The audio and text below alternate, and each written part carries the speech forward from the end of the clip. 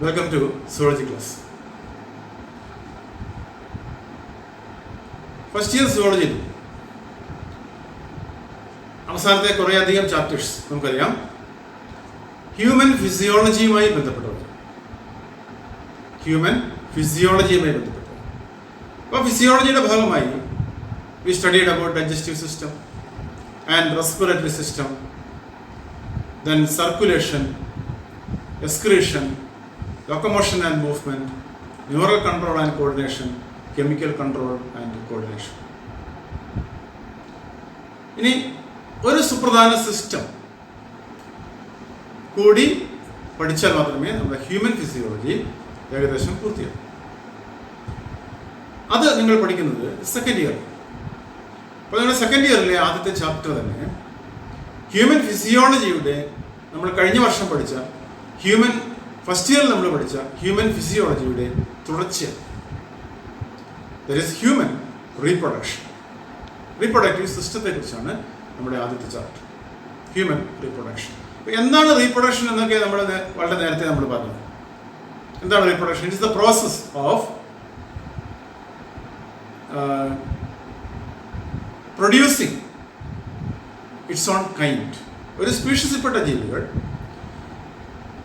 ആ സ്പീഷീസിൽപ്പെട്ട കുഞ്ഞുങ്ങളെ ഉൽപ്പാദിപ്പിക്കുന്നതിനാണ്, ആ ഉൽപ്പാദിപ്പിക്കുന്ന പ്രോസസ്സിനാണ് നമ്മൾ എന്ത് വിളിക്കാം? റീപ്രൊഡക്ഷൻ എന്ന് വിളിക്കാം. അപ്പോൾ നമ്മൾ ഈ ചാപ്റ്ററിൽ നമ്മൾ ഹ്യൂമൻ റീപ്രൊഡക്ഷനെ കുറിച്ചാണ് പഠിക്കുക. അപ്പോൾ നമുക്കറിയാം human beings are sexually reproducing organisms. We have already seen the reproduction are of two major categories, sexual reproduction and asexual reproduction. As far as human beings are concerned, we don't have asexual reproduction and we perform sexual reproduction. Okay. And reproduction, the process of reproduction starts at the age of at puberty. What is puberty? Already we have seen what is puberty. Puberty is the age at which the reproductive organs start functioning. അതിനാണ് നമ്മൾ എന്ത് വിളിക്കാം? Puberty എന്ന് വിളിക്കാം. Both in male and female, when the reproductive system starts functioning, then that period is called, that age is called the puberty. അപ്പോൾ pubertyയിലാണ് reproductive organs function ചെയ്യാൻ, develop ചെയ്യുകയും അത് ഫങ്ഷൻ ചെയ്യാൻ തുടങ്ങുകയും ചെയ്യുക. ആ പീരീഡിനെ ആ ഏജിനെ നമ്മൾ puberty എന്ന് വിളിക്കും. Okay. Human beings are sexually reproducing and also viviparous. Viviparous means animals which give birth to young ones. അപ്പോൾ അങ്ങനെയുള്ള ജീവികളെയാണ് നമ്മൾ viviparous എന്ന് വിളിക്കുക. Human beings are also viviparous. We give birth to young ones. Okay. നമ്മൾ human റീപ്രൊഡക്ഷനെ കുറിച്ച് പറയുമ്പോൾ the reproduction, the entire process of reproduction has different stages, different landmarks. What are these landmarks, or what are these stages of human reproduction? The first one, let us write down here. The first one is gametogenesis. Gametogenesis. This is the formation of gametes. Gametogenesis is the process of formation of gametes, both male and female gametes. What are gametes? Sex cells. So the basic feature of sexual reproduction in every organism, or even in plants, is the fusion of gametes. The basic principle of sexual reproduction is the fusion of gametes. A male gamete fused with the female gamete. So these gamete or sex cells should be formed, sperm in the case of male and ova in the case of female, and that process is called gametogenesis. We will study it in detail about gametogenesis later. And the second process is fertilization. What is fertilization? Fertilization is the formation, is the process of union of these gametes, fusion of these gametes, male gametes and female gametes should fuse together to form a zygote, and that process is called fertilization. And the third process is, as far as human beings and other viviparous organisms are concerned, among mammals, in mammals, the next process is implantation. Next landmark, implantation. That means the formed zygote or the embryo has to be implanted to the uterus, implanted to the uterine wall, to be attached to the uterine wall. So that process is called implantation. Then after implantation, certain period of pregnancy has to be completed, or the development of the embryo takes place. An embryo is formed, the zygote becomes an embryo, develops into a young one. So that period of development of the embryo is known as gestation.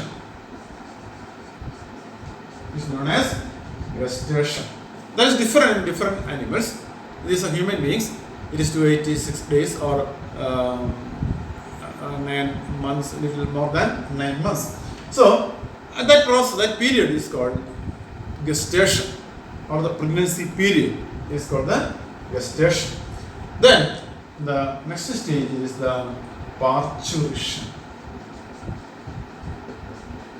Parturition, or giving birth to young ones. The process of giving birth to young one is called parturition. So these are the stages or landmarks of human reproduction: gametogenesis, fertilization, implantation, gestation, and parturition. Okay. Now, as we are sexually reproducing organisms, and unisexual organisms, we have two sexes, a male sex and a female sex. So male reproductive physiology is different from the female reproductive physiology. Even anatomically and physiologically, a male reproductive system is different from the female reproductive system. So two systems has to be dealt separately and studied separately. Okay, so let us first discuss about male reproductive system, or male reproductive physiology, anatomy and physiology. Okay, so male reproductive system. So male reproductive system consists of reproductive organs, accessory ducts, certain glands, and external genitalia. So these are the parts of male reproductive system. Gonads. What are gonads? Gonads are the reproductive organs. We have already seen that. Gonads are the reproductive organs. In the case of male, the reproductive organs of gonads are the testes. And then male accessory ducts are there. Male accessory ducts are there. And certain glands are there associated with the reproductive system. Certain glands are there, and external genitalia.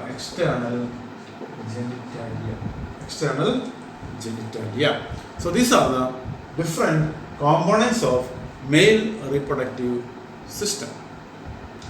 Gonads, which are the testes, male accessory ducts, glands, and external genitalia.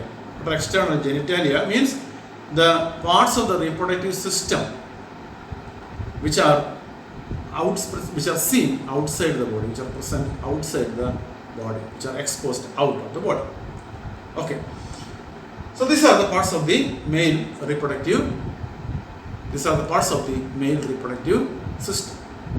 Let us see each one separately. First, let us see gonads or testes. So testes, the word testis is a plural. Singular is testis. testis. Single one is called testis, and a pair of testes are present. A pair of testes are present, and these testes are located outside the body. Located outside, attached to the body, but placed outside, exterior to the body, in a sac-like structure.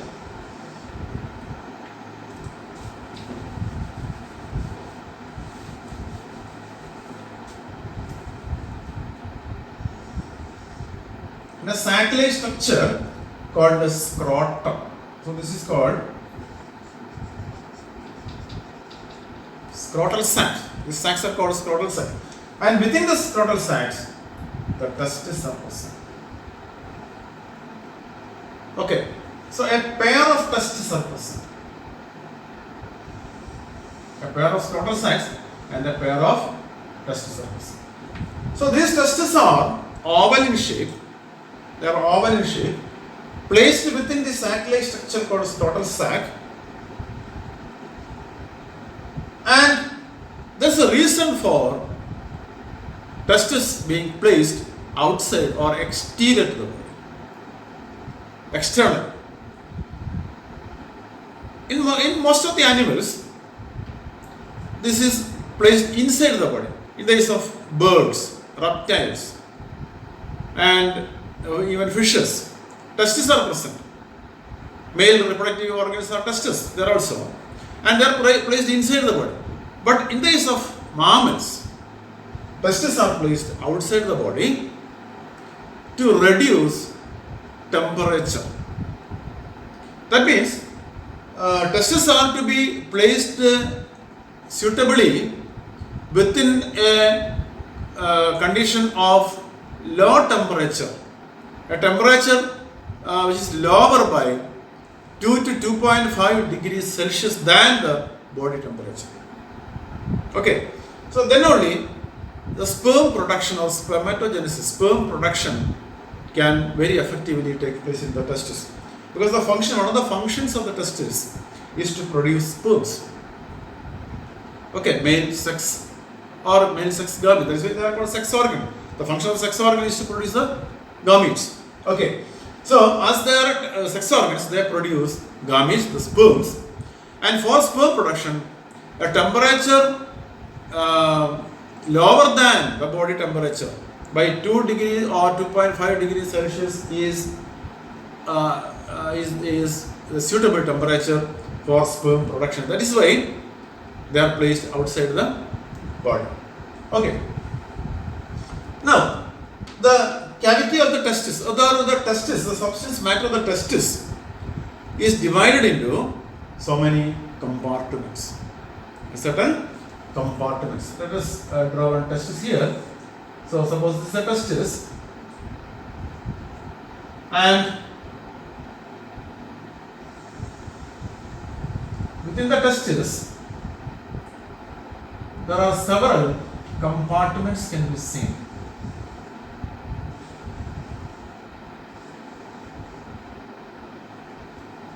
(250 compartments). 200 to 250 compartments can be seen within the testis. And these compartments are called testicular compartments or testicular lobules. Testicular lobules. These compartments are called testicular lobules or testicular compartments.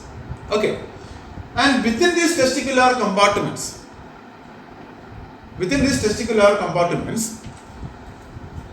2 to 3, 1 to 3, in some cases 1 and some cases 2, some cases 3, coiled tubules can be seen. Coiled tubules can be seen. Coiled tubules can be seen. So within each compartment, these coiled tubules can be seen. Coiled tubules can be seen. And these coiled tubules are called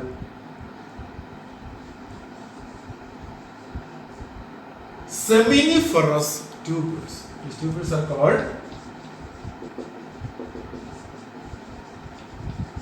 seminiferous tubules, where sperms are produced. So when we examine the tubule, these seminiferous tubules, they are coiled tubules. They are coiled tubules, and when we examine the internal structure of these tubules, suppose this is a tubule, this is seminiferous, a part of the seminiferous tubule, we can see mainly two types of cells. So it is lined by a layer of epithelium called germinal epithelium. A layer of cells called germinal epithelium. This is the germinal epithelium. And this germinal epithelium has so many cells. These cells are called spermatogonia or sperm mother cells. Sperm mother cells. So germinal epithelium produces by multiplication, by mitosis or cell division, they produce so many cells called spermatogonia. And within this spermatogonia, interspersed with this spermatogonia, there are certain cells called Sertoli cells. These are Sertoli cells. And they help in the nourishment of these sperms. So sperms are produced here by the division of this spermatogonia that you will study in detail when we study about spermatogenesis. So understand that within the seminiferous tubule, two types of cells are present. One is the spermatogonia, germinal epithelium is there, and this germinal epithelium produces spermatogonia, which in turn produces the sperms. And in between these spermatogonial cells, there are Sertoli cells. So these cells are the Sertoli cells. And Sertoli cells nourishes the sperm. It produces a secretion which nourishes the sperm and helps in the maturation of the sperms. Okay. So that is about seminiferous tubule. Now,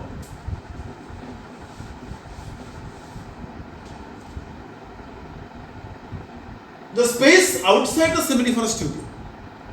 The space outside the seminiferous tubule is called the interstitium. So this space is called the interstitium.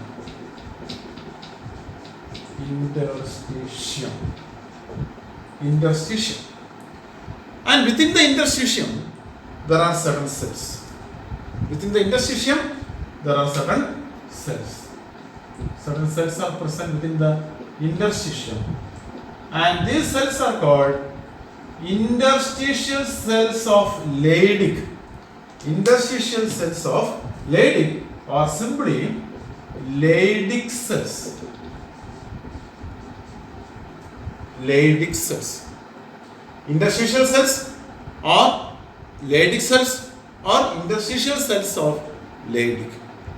And these cells have endocrine function. When we have seen, when we were dealing with the chemical control and coordination, we have studied this also.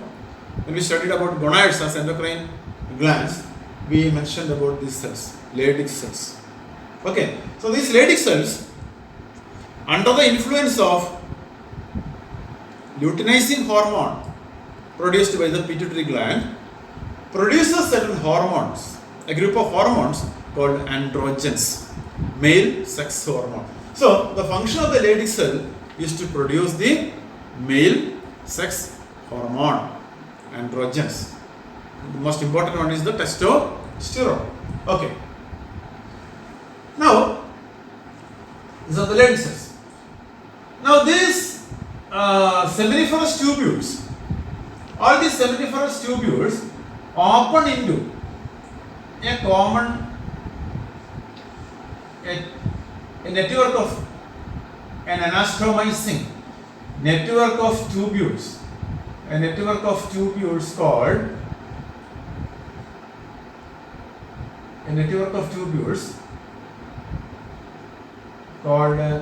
retetestis. So this part is called retetestis. So retetestis is a network of tubules a tubular network into which the seminiferous tubules open. And from this network of tubules, that is called a rectal testis, and from this network of tubules, several small tubules originate. Several small tubules like this originate, and these small tubules are called vasa efferentia. Vasa efferentia. Vasa efferentia. So what are vasa efferentia? Vasa efferentia are small tubules originating from or emerging out from the rectal testis. Okay. And these vasa efferentia enter into a thick tubule, a larger tubule called epididymis. Epididymis. It's called epididymis. And this epididymis is a thick tubule outside the testis, that is present outside the testis, and epididymis then narrows down and ascends up as vas deferens. Vas deferens. So this tube is called vas deferens. Vas deferens. So that's about the structure of the testis. So testis, once again let us see. Testis, the substance matter of the testis is divided into so many compartments called testicular lobules. And such 250 testicular lobules can be seen within each testis. And inside this testicular lobule, seminiferous tubules can be seen. And these are inside the seminiferous tubule, the sperm production. Sperms are produced within the seminiferous tubules. And within the seminiferous tubule, two types of cells are there: spermatogonial cells or sperm mother cells and Sertoli cells. Spermatogonial cells produce the sperms and Sertoli cells nourish the sperms. Okay. Then, outside the seminiferous tubule, the space outside this testicular chamber is called interstitium. And the interstitium has certain cells, and these cells are called Leydig cells or interstitial cells of Leydig. Then, under the influence of LH, luteinizing hormone, they produce sex hormone, androgens. Among androgen, the more important hormone is testosterone, male sex hormone. Leydig cells produce the male sex hormones. Okay. Then, these seminiferous tubules enter into a network of tubules called rectal testis. And from rectal testis, small tubules emerge, and these small tubules are called vasa efferentia. And these small tubules join together to form a thick tube called epididymis, a thick duct called epididymis that is present outside the testis. And epididymis then continues and ascends up, climbs up as vas deferens. Okay, now let us see here. So this is a testis, and here you can see the epididymis. Here you can see the epididymis, and from epididymis the vas deferens go up into the abdomen, and testes are present outside the abdomen through a canal called inguinal canal. There is a canal called inguinal canal, and through the canal this vas deferens ascends into the abdominal cavity. This is the epididymis, and this is the vas deferens. Okay. And now we have in the pelvic region, we have the urinary bladder here. We have urinary bladder. So this is the urinary bladder. This is the urinary bladder. And this is the urethra, through which urine is passed out. This is the duct. It's the duct a duct which opens outside. This is a urinary bladder. Urinary bladder. These are the ureters from the kidney. Okay, so urine is collected here, stored here in the urinary bladder. And this vas deferens, both the vas deferens cross over or come over like this, over like this, and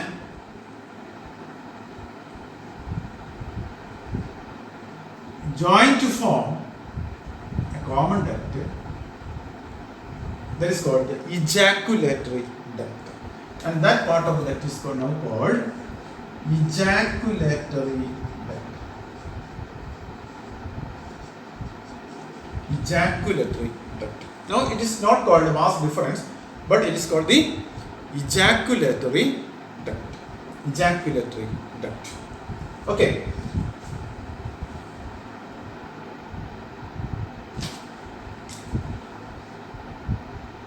It's now called ejaculatory duct. Okay. Now, ejaculatory duct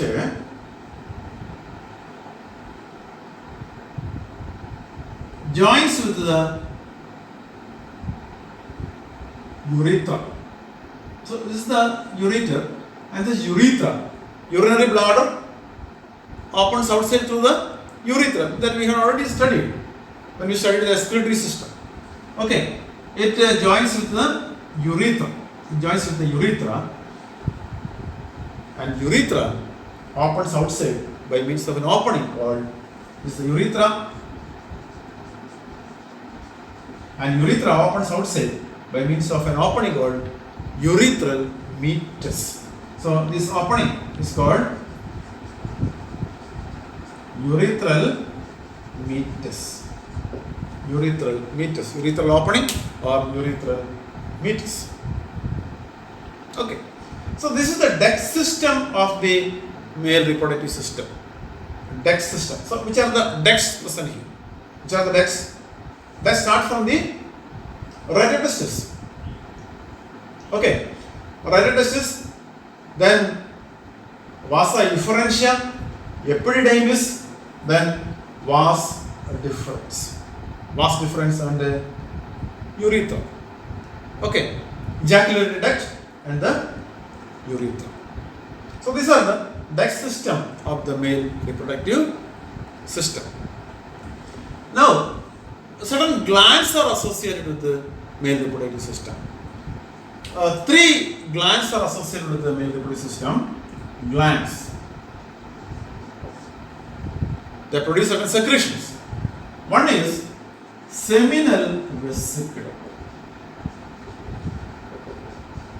Seminal vesicle. The second one is prostrate gland. Prostrate gland. And the third one is bulbourethral gland. Bulbourethral gland. So seminal vesicle, prostrate gland, and the bulbourethral gland. So these are the 3 different types of glands associated with the male reproductive system. Let us see where are they are present. The first gland, seminal vesicle. A pair of seminal vesicles is a paired gland. A pair of seminal vesicles are present here at the base of the ejaculatory duct. So a gland is present here, a pair of gland is present here, and that gland is called seminal vesicle, which opens into the ejaculatory duct. The function of the seminal vesicle is to store the sperms for temporarily storage of sperms temporarily, and also it produces a nourishing fluid, it produces a nourishing secretion which nourishes the sperm. Okay, so sperms are temporarily stored here, and also it produces the fluid which nourishes the sperm. Okay, then at the base of the urethra, and here there is a single gland called prostate gland. Prostate gland is not a paired one, but a single gland is a single gland, and that single gland is present here, almost here like this, and that opens into the ejaculatory duct. Prostate gland produces secretion that also nourishes the sperms. And increases the motility of the sperm. It increases the motility of the sperm. That is not paired gland, but a single gland. Then paired gland, bulbourethral glands are present here. Bulbourethral glands are present here at the base of the urethra. Okay, bulbourethral glands are present. And these bulbourethral glands produce a secretion that also nourishes the sperm, and apart from that, it lubricates the ducts, lubricates the urethra, and also lubricates the external genitalia, that is the penis. Okay, so that's about the glands. So 3 different types of glands are present here: a pair of seminal vesicle, a single prostate gland, and a pair of bulbourethral gland. Now let us go to the external genitalia. Next part is the external genitalia. External genitalia is also called the penis. In male, the external genitalia is called the penis. External genitalia. External genitalia is called the penis. It is an erectile organ. Erectile and muscular organ. So, it is external genitalia.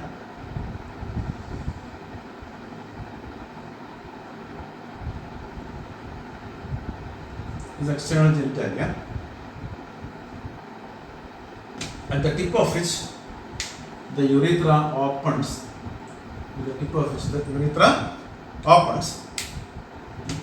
And the penis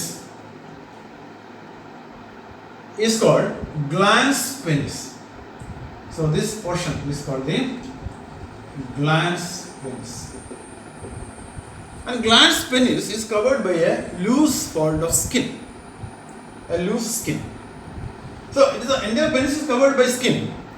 But the skin covering the penis at the glans penis, up to this portion is the glans penis, and the skin covering the glans penis is loosely attached to the penis, and that can be drawn backward and forward. Okay, so and that skin which is loosely attached to the penis covering the glans penis is called foreskin. That skin is called a foreskin. Okay. The penis is an erectile structure. During sexual contact with the female, the penis becomes stiff, it becomes enlarged, it becomes elongated and stiff and hard, and that is why it is called that process is called erection. Erection of the penis. So erection of the penis, the function of the penis.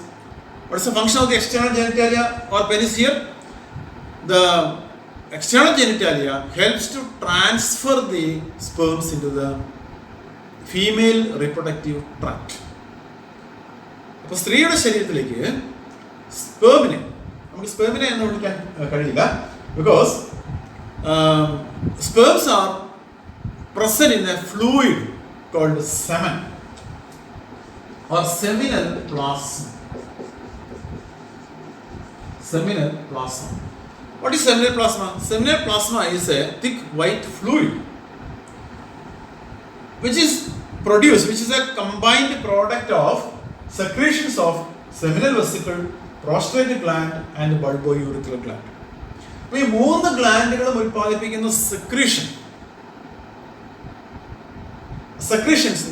Secretions കൂടി ചേർന്ന് ഒരു ഫ്ലൂയിഡായി മാറുന്നത്. ആ ഫ്ലൂയിഡിനാണ് നമ്മൾ seminal plasma എന്ന് വിളിക്കുന്നത്, അല്ലെങ്കിൽ semen എന്ന് പറയുന്നത്.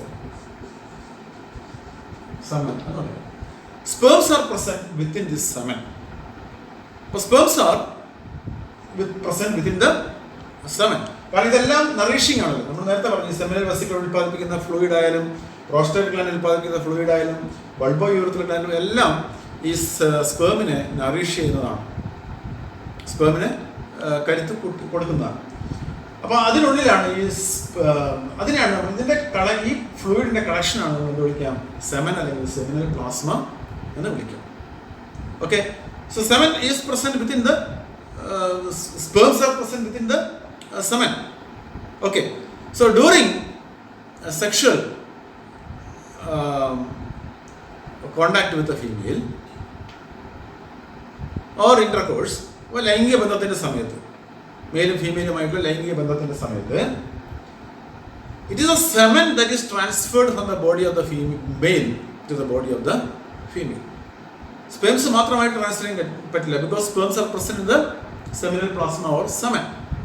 So the semen is transferred from the body of the female to the body of the female, or from the reproductive tract of the male to the reproductive tract of the female with the help of this penis. ആ പ്രോസസ്സിന് നമ്മൾ കൊയിറ്റസ് എന്നാണ് വിളിക്കുക. കൊയിറ്റസ്. So what is കൊയിറ്റസ് or കൊയിറ്റസ് എന്ന് വിളിക്കും, അല്ലെങ്കിൽ അതിനെ copulation എന്ന് വിളിക്കും, കൊയിറ്റസ് എന്ന് വിളിക്കും, കോപ്പുലേഷൻ എന്ന് വിളിക്കും, അല്ലെങ്കിൽ നമ്മൾ ഇംഗ്ലീഷിൽ ഇന്റർകോഴ്സ് എന്ന് വിളിക്കും, മലയാളത്തിൽ ലൈംഗിക ബന്ധം എന്ന് പറയും.